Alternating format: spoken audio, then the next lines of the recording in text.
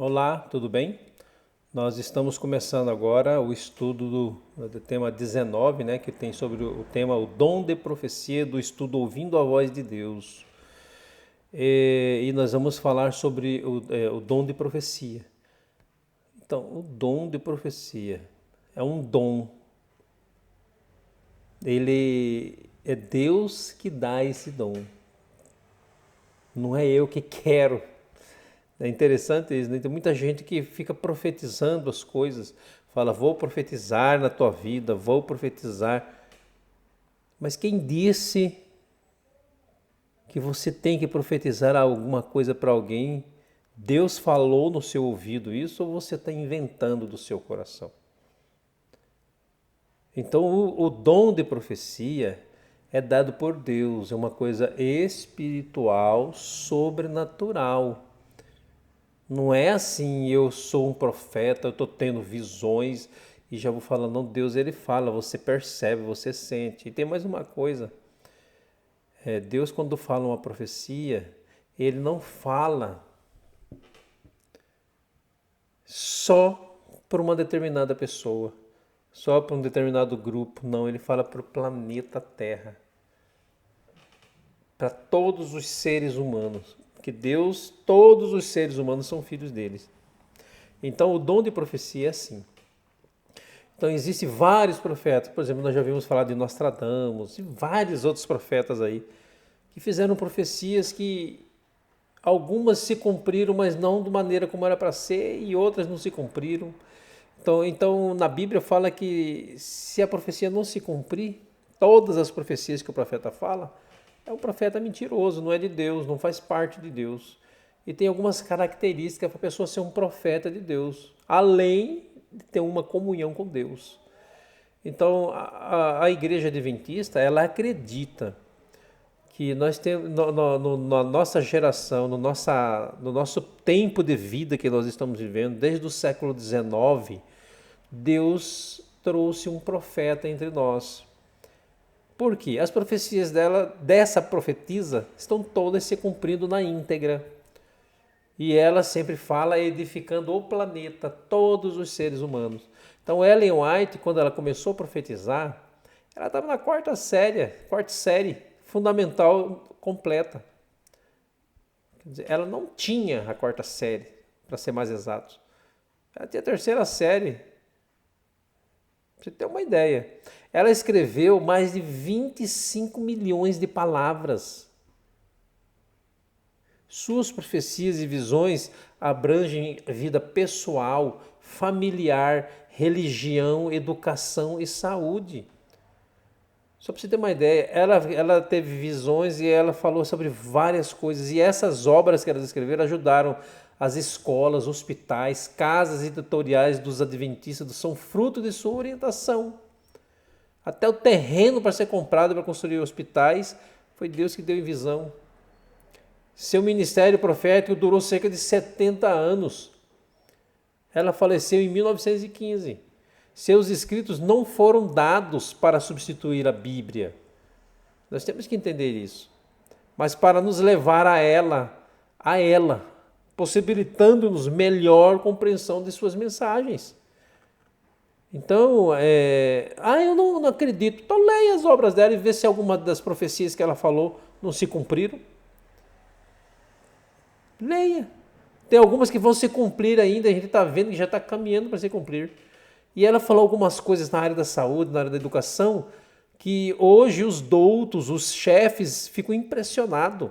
Como que uma mulher há 150 anos atrás fala de coisas que é tão contemporânea agora que está acontecendo na nossa época.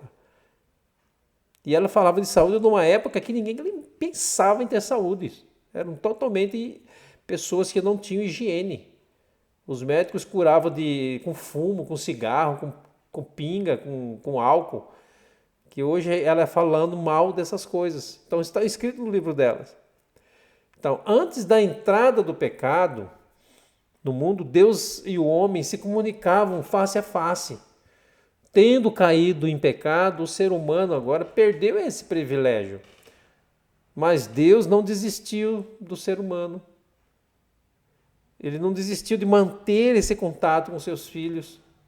Há muitas maneiras através das quais ele fala, e uma delas é o ministério do profeta, o ministério profético. Então, para nós entendermos como que funciona isso, vamos ler na palavra de Deus. Eu falei para você, mas vamos ver na Bíblia, Mateus 24, 24, o que ela fala? O que diz a Bíblia que seria um dos sinais do tempo do fim? Né? Qual diz a Bíblia seriam os sinais dos tempos do fim? Vamos ver na Bíblia, Mateus 24, versículo 24. Eu vou lendo. Se você não conseguir acompanhar, você dá um pausa e leia, tá bom? Lá diz assim: porque surgirão falsos cristos e falsos profetas, operando grandes sinais e prodígios, para enganar, se possível, os próprios eleitos. Olha aí. Então, qual é diz a Bíblia, seriam dos sinais do tempo do fim? Falsos profetas, falsos cristos, que enganariam através de sinais e prodígios, fariam sinais e prodígios. Agora, como saber, diante dessa informação da Bíblia, como é um verdadeiro ou falso profeta? Quando um profeta é verdadeiro e quando um profeta não é verdadeiro? Como que nós sabemos isso? Vamos ir lá na primeira carta de João, lá perto do Apocalipse, tem as cartas, primeira, segunda e terceira João. Na primeira carta de João, capítulo 4, verso 1. Olha só o que diz lá. Amados, não deis créditos a qualquer espírito, antes provai os espíritos se procedem de Deus, porque muitos falsos profetas têm saído pelo mundo afora. Então devemos fazer o quê? Provar os espíritos.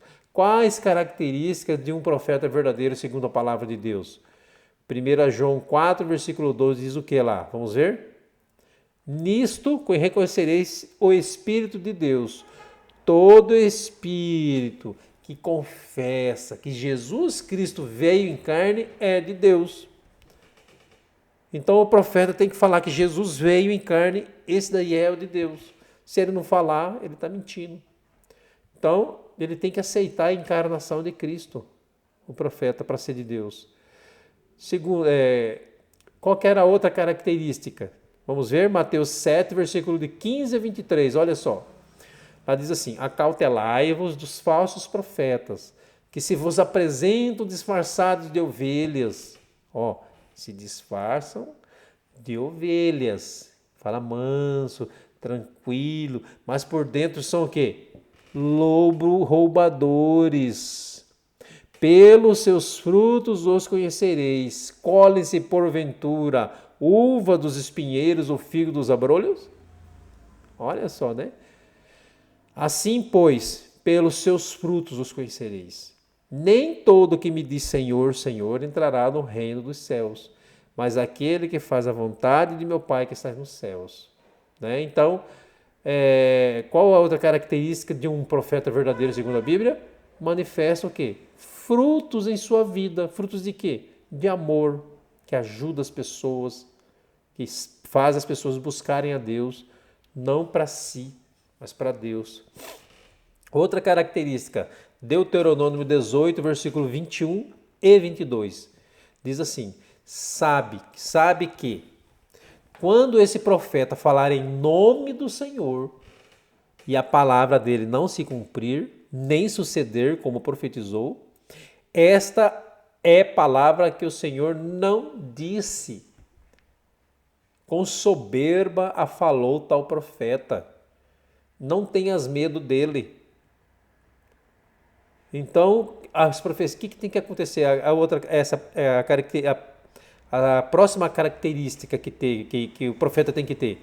As profecias têm que cumprir. Cumpre-se as predições que ele disse. Se não se cumprir, ele é falso profeta.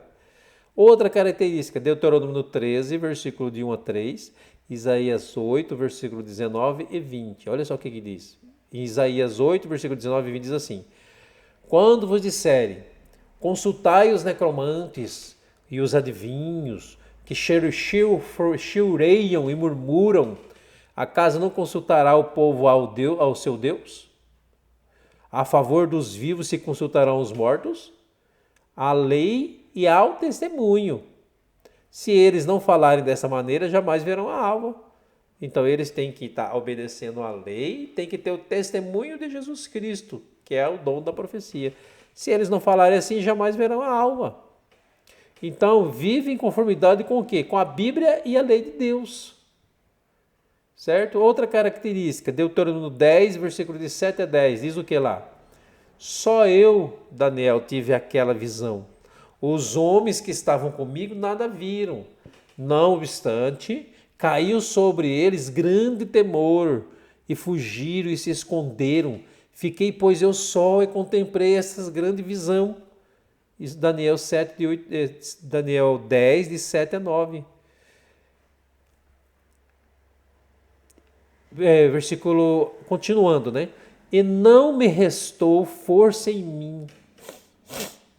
Então, olha só. Ele ficou, dá a entender que ele desmaiou. Ele caiu. O meu rosto mudou de cor e se desconfigurou. E não retive forças alguma. Contudo, ouvi a voz das suas palavras. Ele estava ouvindo a Deus. Ouvindo-a cair sem sentidos. Rosto em terra.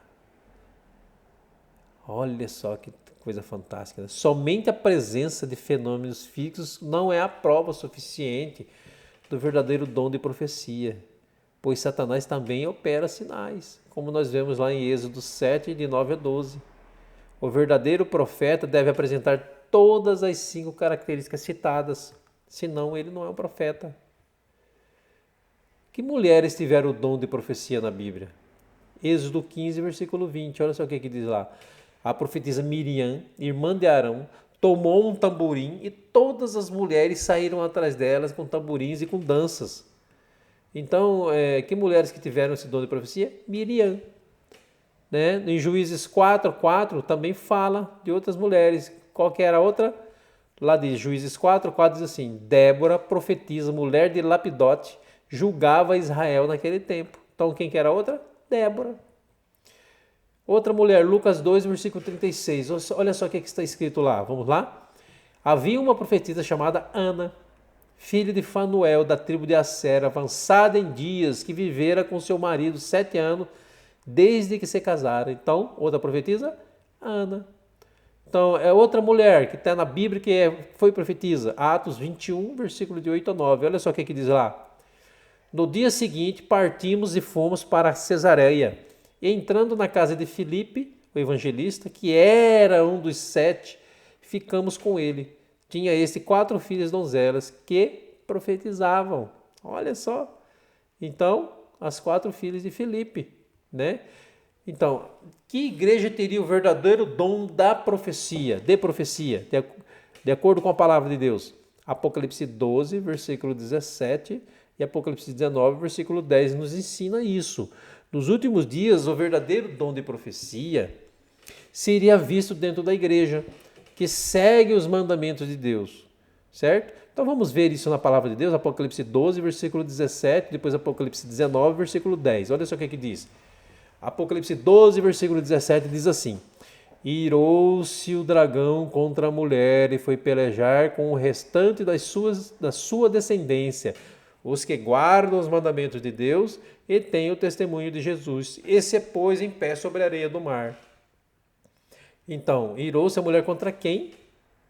Irou-se o dragão contra quem? Contra a mulher. E foi pelejar contra quem? O restante da sua descendência. Qual é a característica desse restante da descendência dessa mulher? Como a gente já estudou, a gente vai falar que mulher em profecia é igreja. Isso está falando na Bíblia, né? Essas muitas águas que vistes são povo, multidões. A mulher é uma igreja. Né? Então, na Bíblia fala que mulher é igreja. Então, águas são povos, multidões, nações e línguas. Né? Então, mas aqui está falando o seguinte, que a igreja, ela seria...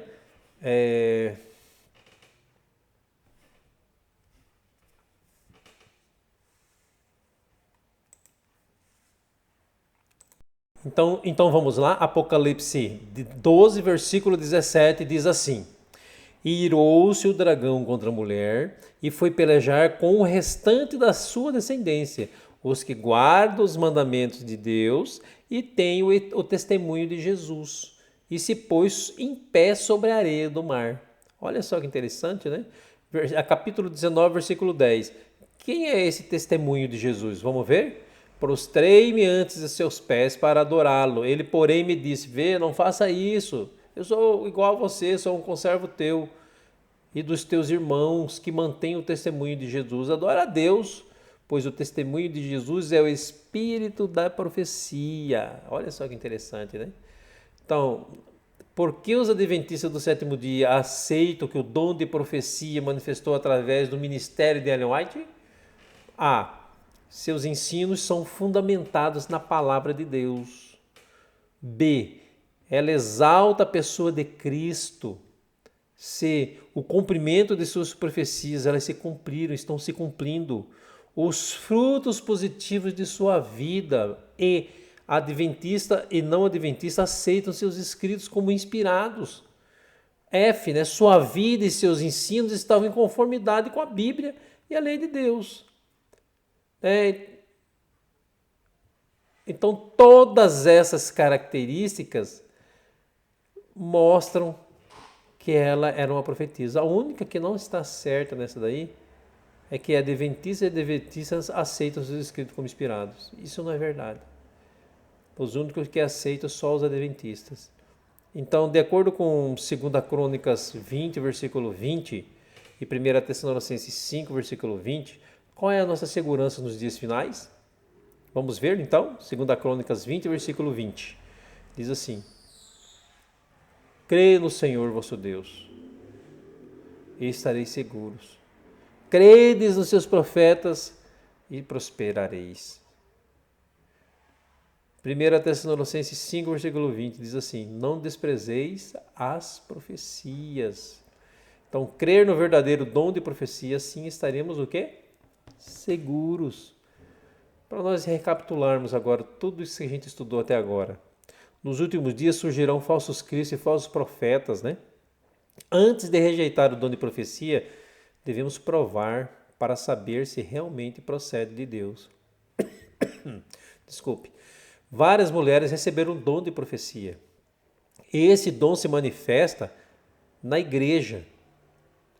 E o adventista aceita esse dom manifestado através de Ellen Golden White, em virtude de sua coerência em relação aos critérios bíblicos e de avaliação profética.